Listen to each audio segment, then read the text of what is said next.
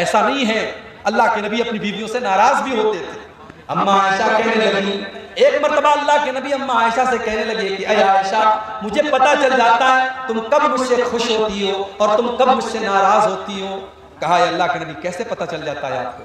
کہا اے عائشہ، جب تم مجھ سے خوش ہوتی ہو تو جب تم قسم کھاتی ہو تو کہتی ہو وہ رب محمد، محمد کے رب کی قسم۔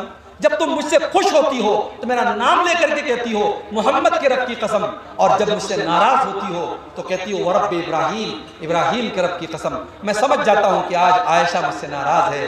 اما عائشہ نے مسکرا کر کے کہا اے اللہ کے نبی، جب میں آپ سے ناراض ہوتی ہوں تب بھی میں آپ کا نام چھوڑتی ہوں، لیکن آپ کو نہیں چھوڑتی ہوں۔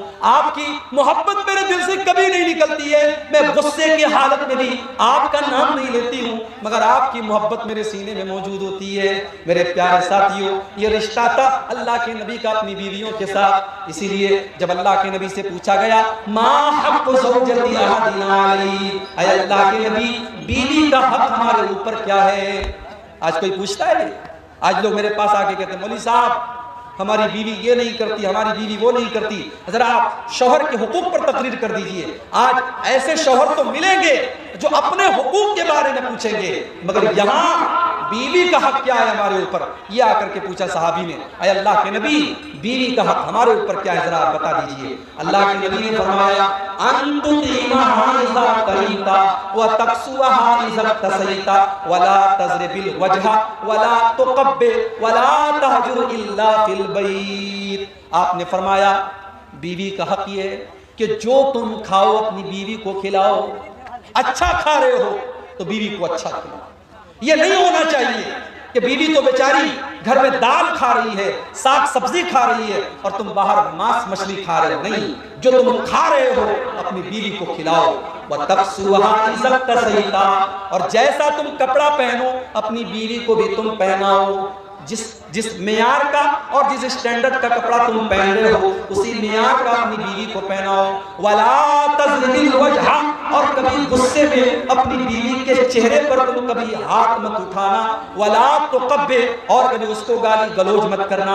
وَلَا تَهْجُرْ إِلَّا فِي الْبَيْتِ، اور اگر بیوی سے غصہ ہو جاؤ، ناراضگی ہو جائے تو کبھی اس کو گھر کے باہر مت نکالو، گھر کے اندر کا معاملہ گھر کے اندر سلٹا لیا کرو، گھر کے اندر حل کر لیا کرو۔ یہ بیوی کا حق ہے شوہر کے اوپر۔ لیکن میری پیاری ماں و بہنوں، کچھ حق آپ کے اوپر بھی ہے شوہر کا، میں چاہتا ہوں کہ اس کو بھی آپ کے سامنے بتا دوں۔ اللہ کے نبی سے پوچھا گیا ای النساء خیر، اے اللہ کے نبی کون سی عورت سب سے اچھی ہے؟ آپ نے فرمایا التی تسرہ اذا نظر، جب شوہر دیکھے تو خوش ہو جائے۔ جلسے میں جا رہی ہے، سج کے جا رہی ہے، سنور کے جا رہی ہے، میک اپ کر کے جا رہی ہے، خوشبو لگا کے جا رہی ہے، جبکہ جلسے میں خوشبو لگا کر کے سج کر کے سنور کر کے جانا حرام ہے، حرام حرام ہے۔ جب اسلام کی یہ تعلیم ہے کہ بیوی اور عورت اپنے پائل کی آواز کو بھی غیر مردوں تک نہ پہنچائے تو عورت کا خوشبو لگا کر کے جلسے اور تقریر میں جانا جائز کیسے ہو جائے گا؟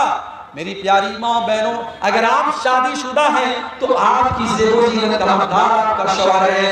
آپ اپنے آپ کو مینٹین کر کے رکھیے، اپنے آپ کو مزین کر کے رکھیے، سجا کر کے رکھیے، سنوار کر کے رکھیے، آپ کا شوہر آپ کو دیکھے تو خوش ہو جائے۔ اس کے بعد فرمایا وَتُطِيعُهُ إِذَا أَمَرَ، جب شوہر دیکھے تو خوش ہو جائے، اور جب شوہر کسی بات کا حکم دے تو بیوی اس کی بات مانے۔